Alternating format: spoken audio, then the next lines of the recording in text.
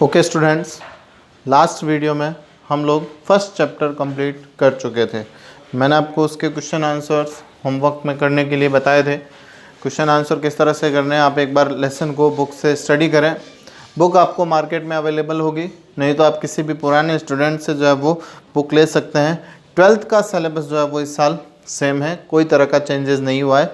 11th class के syllabus में जो है वो NCERT पैटर्न स्टार्ट हुआ है, तो आपको चिंता करने की ज़रूरत नहीं है। आपको बुक्स पुराने स्टूडेंट से अवेलेबल हो जाएगी या फिर आप मार्केट से परचेज़ कर सकते हैं, मार्केट में बुक्स अवेलेबल है। तो फर्स्ट यूनिट का फर्स्ट चैप्टर जो था वो हमने बात की थी रिप्रोडक्शन इन एंजियोस्पर्मिक प्लांट।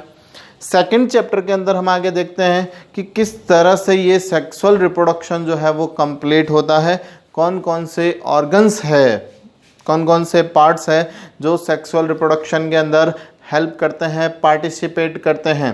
तो सेकंड चैप्टर हम स्टार्ट करते हैं मेल एंड फीमेल गैमेटोफाइट। देखिए, एंजियोस्पर्मिक प्लांट के अंदर सेक्सुअल रिप्रोडक्शन के लिए मैंने आपको 2 कंडीशंस बताई थी। फर्स्ट कंडीशन थी मियोसिस एंड सेकंड फर्टिलाइजेशन। जहाँ पर मियोसिस होगा वहाँ गैमेट फॉर्मेशन जो है वो मियोसिस के थ्रू ही होता है। तो जो गैमेट बनेंगे, जो मेल और फीमेल गैमेट बनेंगे, तो वो किस तरह से डेवलप्ड होते हैं और कैसे वो आगे फर्टिलाइजेशन के लिए जो है वो कह सकते हैं आगे की ओर जाते हैं। तो ये पूरा प्रोसेस किस तरह से कंप्लीट होता है वो हम इस चैप्टर के अंदर बात करेंगे। इस चैप्टर को आप ध्यान से समझने की कोशिश करें। तो मेल एंड फीमेल गैमेटोफाइट क्या है, कैसे डेवलप्ड होते हैं, इनका डेवलपमेंट किस तरह से होगा, वो हम यहाँ पर बात करते हैं। Structure and development of male gametophyte. Male और फीमेल गैमेटोफाइट में से फर्स्ट जो मेल गैमेटोफाइट है उसकी स्ट्रक्चर को हम विद डायग्राम और फ्लो चार्ट के थ्रू समझने की कोशिश करते हैं।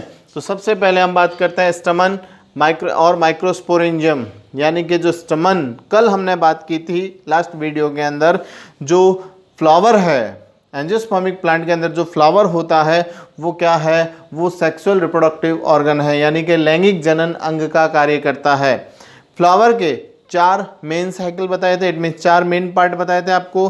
फर्स्ट बताया था calyx, second Corolla, third androecium and fourth gynoecium, यानी कि बाह्य दलपुंज, पुमंग और जायांग।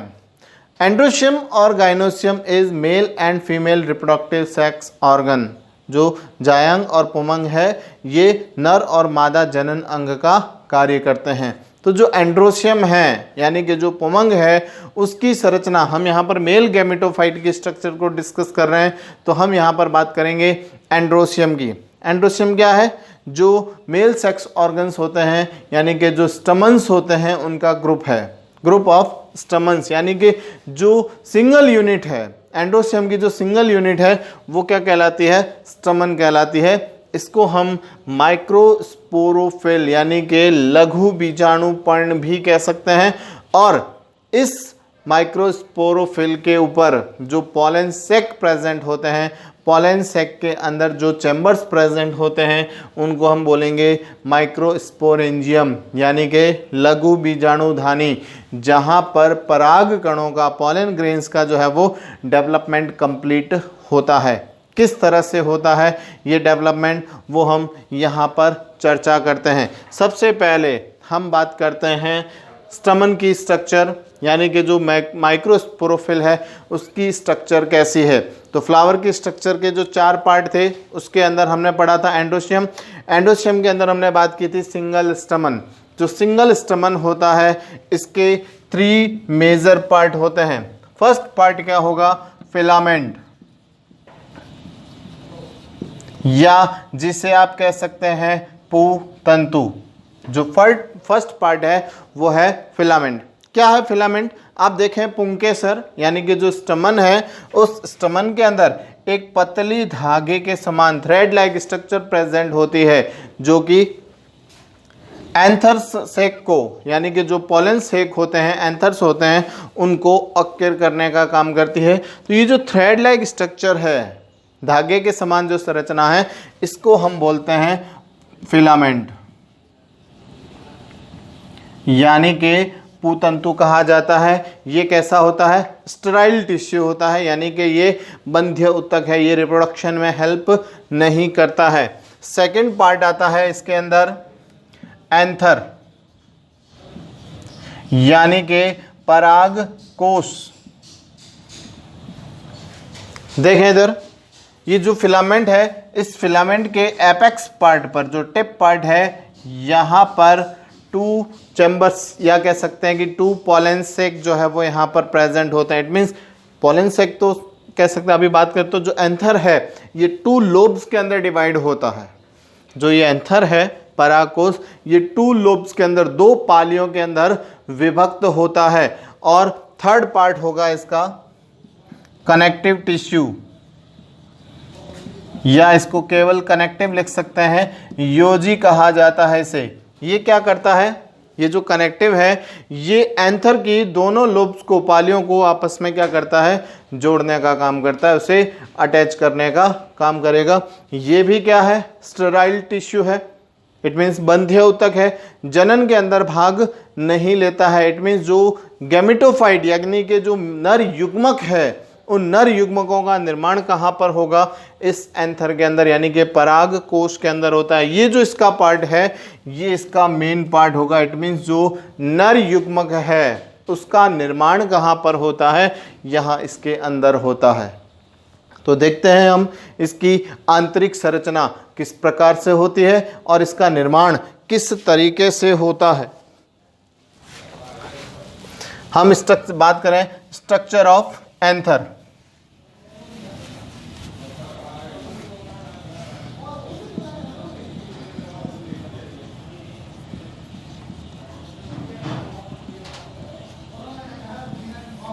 यानी कि परागकोश की संरचना।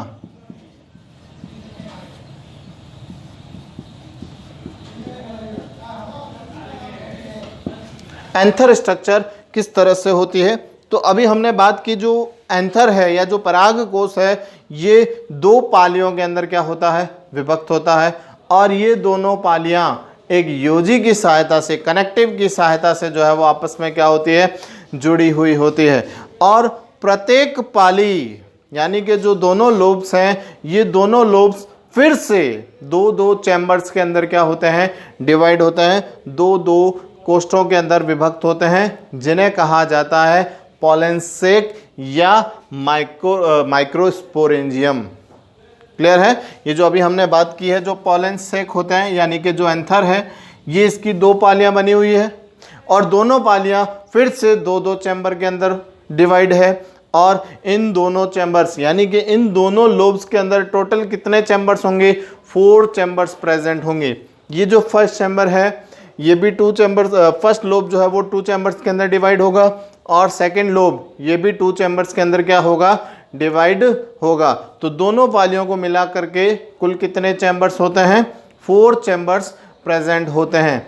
तो जो दोनों लोब्स, ये जो दोनों लोब्स हैं, अगर ये दो चैम्बर्स के अंदर डिवाइड होते हैं तो इस कंडीशन को कहा जाता है डाइथिकस कंडीशन।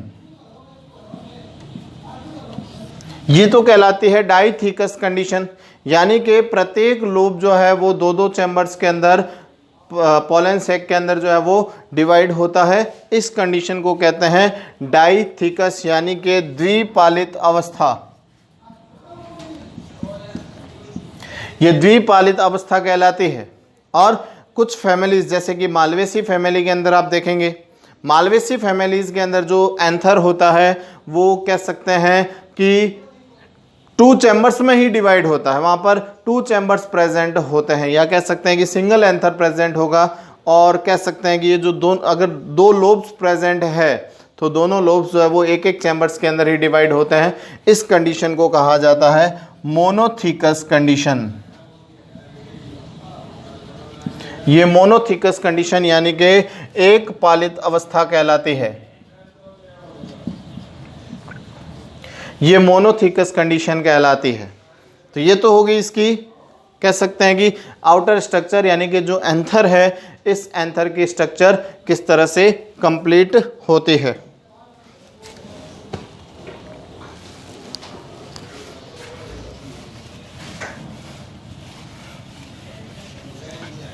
तो नेक्स्ट हम बात कर रहे हैं structure of anther. It means यहाँ हमें इसकी इंटरनल स्ट्रक्चर के बारे में क्या करनी है, बात करनी है। इसकी जो आंतरिक संरचना है वो किस तरह से होती है, जो एंथर है उसकी इंटरनल स्ट्रक्चर कैसे होगी। तो अभी हम एक बार इसको एक रफ डायग्राम के थ्रू समझने की कोशिश करते हैं, फिर मैं आपको इसको स्टेप बाय स्टेप समझाता हूँ कि ये पूरा कैसे डेवलपमेंट होता है।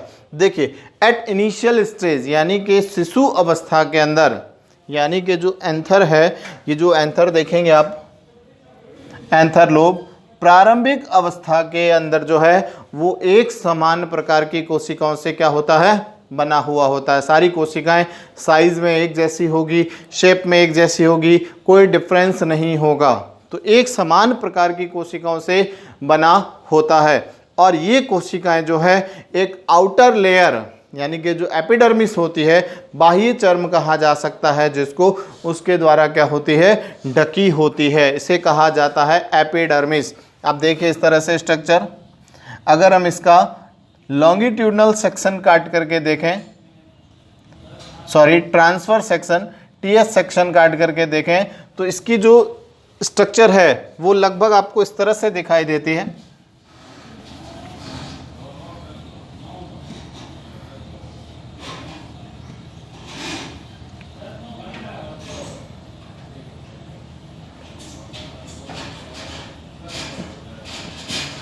ये आप इस तरह से इसकी स्ट्रक्चर मान लीजिए, यानी कि ये जो पाली है वो दो चैम्बर्स के अंदर डिवाइड है, और ये वाली जो पाली है यानी कि ये जो लोब है वो दो चैम्बर्स के अंदर क्या होता है, डिवाइड होता है। इसके आउटर में इनिशियल स्टेज के अंदर बात करें कि इसकी जो आउटर सेल्स लेयर होती है वो इनिशियल स्टेज के अंदर एक जैसी होती है, यानी कि एक जैसी कोशिकाओं के समूह से बनी होती है।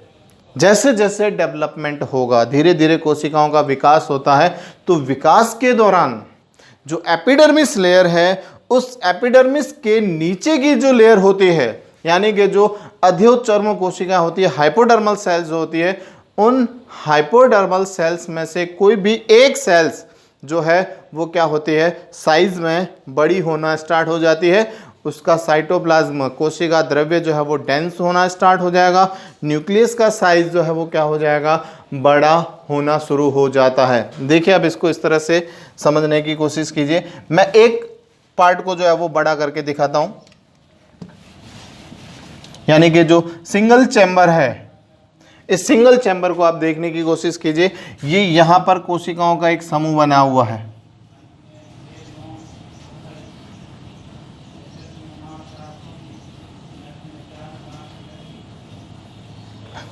ये कोशिकाओं का समूह बना हुआ है। सबसे बाहर स्टार्टिंग के अंदर सारी कोशिकाएं कैसी है, एक जैसी है, कोई डिफरेंस नहीं होगा। सबसे बाहर की जो कोशिकाएं होती है या जो बाहर की परत होती है उसको क्या कहते हैं, एपिडर्मिस, अधिचर्म कोशिकाएं कहेंगे। उसके नीचे की यानी कि जो सेकेंड लेयर है वो क्या कहलाएगी, अधोचर्म कोशिकाएं, हाइपोडर्मल सेल्स कहलाती है। इन हाइपोडर्मल सेल्स में से कोई भी एक सेल्स जो है वो क्या हो जाएगी, साइज में बड़ी होना स्टार्ट हो जाती है, मतलब उसका आकार बड़ा होना शुरू हो जाता है। उसका साइटोप्लाज्म डेंस हो जाएगा, यानी कि कोशिका द्रव्य जो है वो सघन गाढ़ा होना शुरू हो जाता है, और उसके न्यूक्लियस का साइज भी क्या होगा, बढ़ जाता है। ऐसी सेल्स को हम क्या कहते हैं, आर्कीस्पोरियल सेल्स।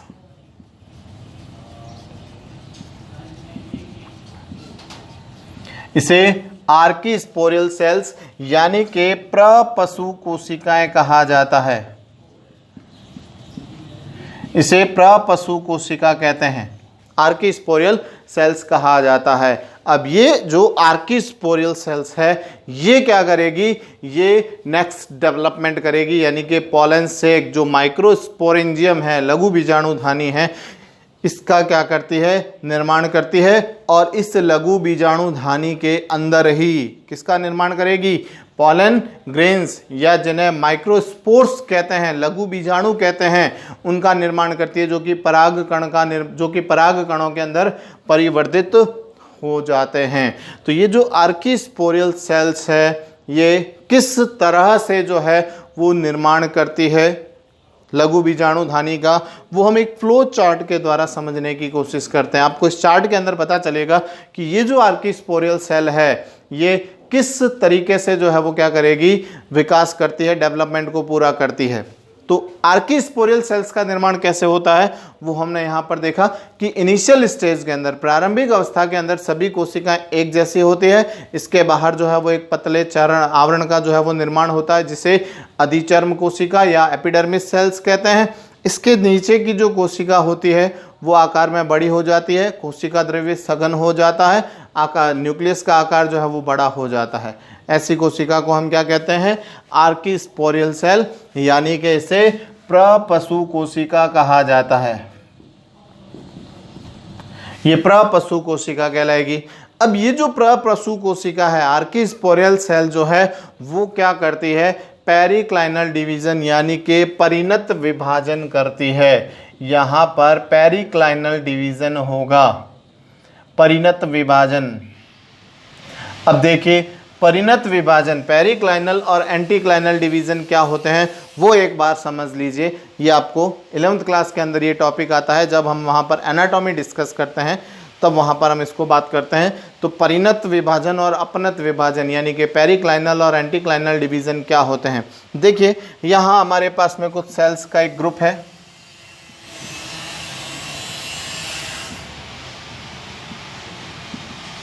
मान लो कि ये जो सेल है, ये जो कोशिका है, ये अपने एक्सिस के परपेंडिकुलर यानी कि ये अपनी अक्ष के लंबवत विभाजित होती है। तो उस विभाजन को कहा जाता है एंटीक्लाइनल डिवीजन।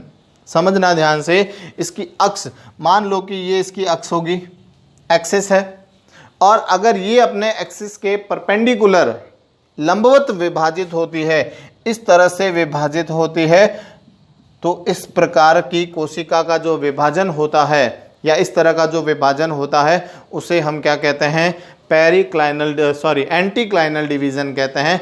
अपनत विभाजन इसे कहा जाता है एंटीक्लाइनल डिवीजन। ये एंटीक्लाइनल डिवीजन कहलाएगा।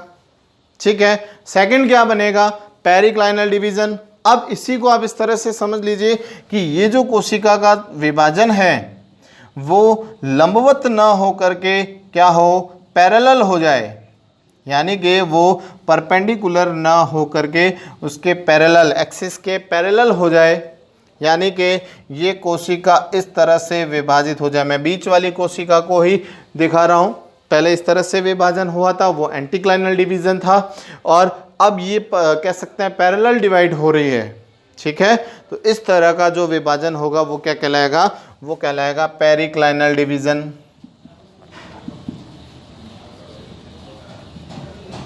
यानी कि इसे हम कहेंगे परिणत विभाजन।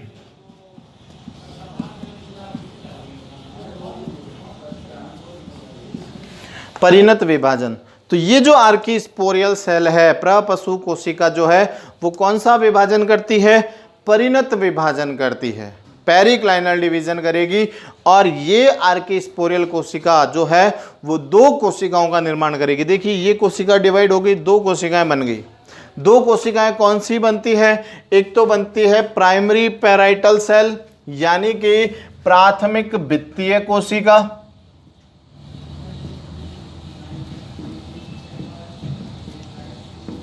दो कोशिकाएं बनाई है। एक कोशिका तो बनेगी प्राइमरी पैराइटल सेल जो कि सबसे बाहरी होती है।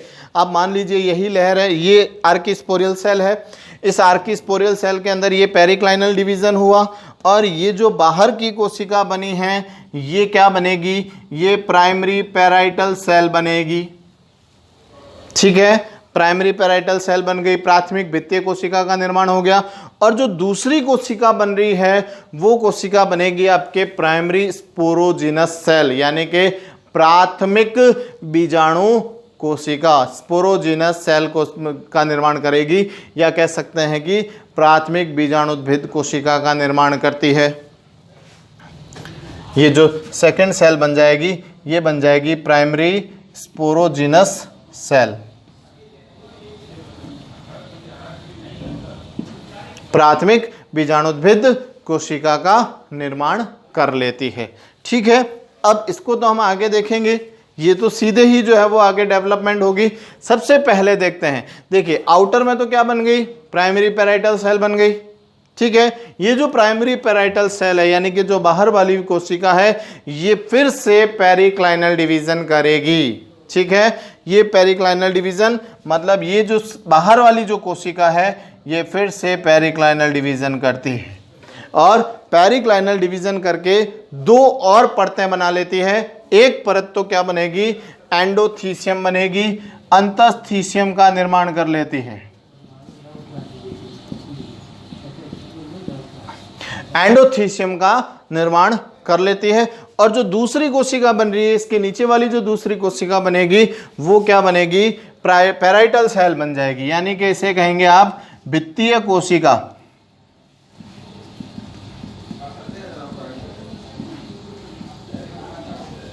ये पैराइटल सेल भित्तीय कोशिका का निर्माण कर लेती है। ये एंडोथीसियम ये बहुत ही महत्वपूर्ण परत का निर्माण करती है। ये जो आप पूरा प्रोसेस समझ रहे हैं वो मैं सिंगल चैम्बर को समझा रहा हूँ। अभी हमने बात की थी कि इसके अंदर टोटल कितने चैम्बर है, 4 चैम्बर है। ठीक है, चारों चैम्बर का जो डेवलपमेंट है वो एक साथ एक जैसे ही होगा। मैं एक चैम्बर का डेवलपमेंट जो है वो किस तरह से होता है वो मैं एक्सप्लेन करने की कोशिश कर रहा हूँ। तो प्राइमरी पैराइटल सेल के अंदर फिर से पेरिक्लाइनल डिवीजन हुआ, 2 सेल्स बनी यानी कि 2 सेल्स की लेयर बनी।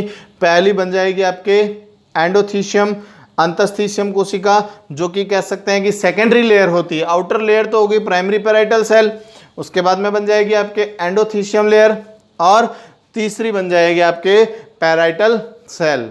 और ये जो पैराइटल सेल है ये वाली, ये जो आप देख रहे हैं, ये जो कोशिका है ये फिर से पेरिक्लाइनल और एंटीक्लाइनल दोनों डिवीजन करती है। पहले पेरिक्लाइनल करेगी और फिर एंटीक्लाइनल डिवीजन होगा। पहले परिणत विभाजन फिर अपनत विभाजन होता है और ये पेरिक्लाइनल और एंटीक्लाइनल डिवीजन के द्वारा 2 और परतें बनाती है। पहली परत तो बनेगी मिडिल लेयर यानी कि मध्य परत बनेगी। मध्य परत ये 1 से 3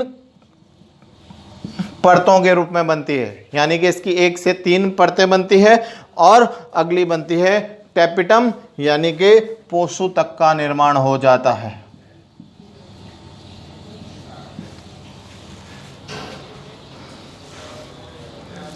ठीक है, पोषुतक या टेपिटम का निर्माण कर लेती है। समझ में आ गई बात। ये जो पैराइटल सेल है पेरिक्लाइनल और एंटीक्लाइनल दोनों डिवीजन करेगी। पेरिक्लाइनल डिवीजन से तो बन जाएगी मिडिल लेयर और एंटीक्लाइनल डिवीजन से क्या बन जाएगी, टेपिटम यानी कि पोषुतक का निर्माण हो जाता है। ठीक है, अब बचा क्या, प्राइमरी स्पोरोजिनस सेल यानी कि बीजाणुजन कोशिकाएं। जो प्राथमिक बीजाणुद्भिद कोशिकाएं, बीजाणुजन कोशिकाएं बनती है, ये क्या करती है, या तो डायरेक्ट डेवलपमेंट करेगी, सीधे विकास करेगी, या फिर डिवीजन होगा, विभाजन होगा और उसके द्वारा ये क्या बनाती है, माइक्रोस्पोर मदर सेल बना लेती है, यानी कि लघु बीजाणु मात्र कोशिका का निर्माण कर लेती है।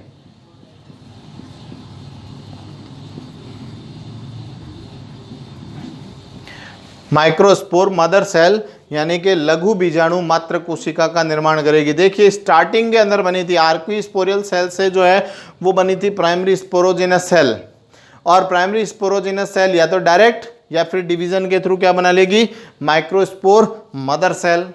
ठीक है, मात्र कोशिका का निर्माण कर लेती है। और ये जो मात्र कोशिका है ये मियोसिस के थ्रू अर्धसूत्री विभाजन, देखिए स्टार्टिंग में बात की थी मियोसिस, मियोसिस हो गया तो क्या बन जाएगा, गैमेटोफाइट बन जाएगा, युग्मकोद्भिद का निर्माण हो जाता है।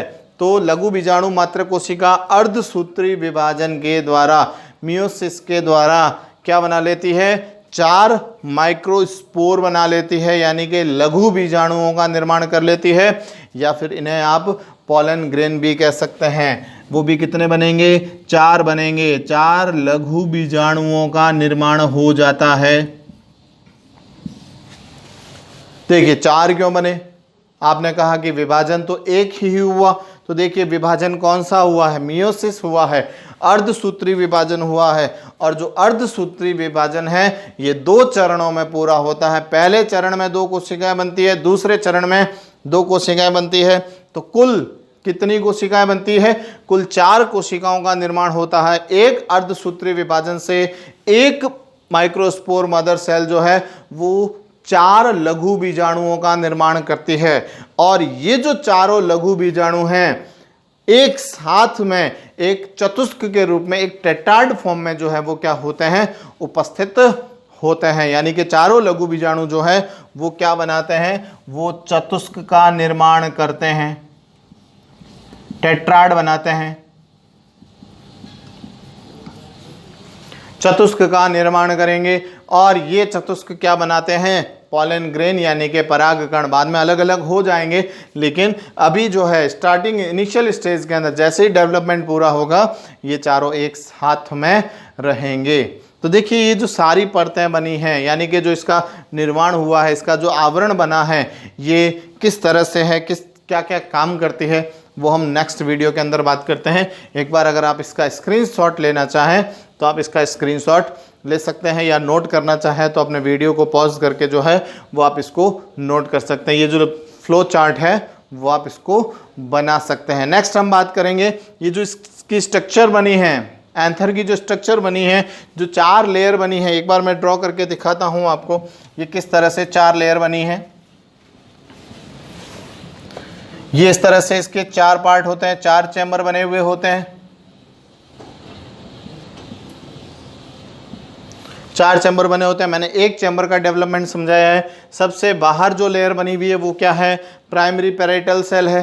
बाहर किसका आवरण है, एपिडर्मिस का आवरण बना हुआ है, प्राइमरी पैराइटल सेल बनी हुई है। इसके नीचे सेकेंड लेयर क्या बनी है, एंडोथीशियम। ये लो, ये बन गई एंडोथीशियम की लेयर, ठीक है। और फिर क्या बनी थी, पैराइटल सेल। ये पैराइटल सेल क्या हो गई थी, फिर से डिवाइड हो गई थी।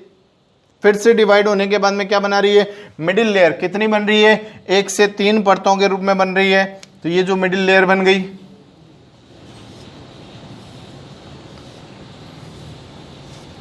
ये 3 परतों के रूप में जो है वो मिडिल लेयर का निर्माण हो गया। और चौथी क्या बन रही है आपके, टेपिटम यानी कि पोषूतक का निर्माण हो जाता है। ये जो टेपिटम लेयर बन जाती है। तो इस तरह से कुल 4 परतें बनती है। कौन कौन सी बनती है, सबसे बाहर तो क्या है, एपिडर्मिस यानी कि बाह्य त्वचा कह सकते हैं, ये बाह्य त्वचा। सेकंड बन जाएगी आपके एंडोथीशियम,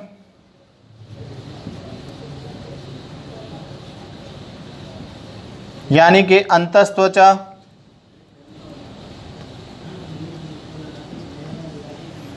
और थर्ड बन जाएगी आपके मिडिल लेयर,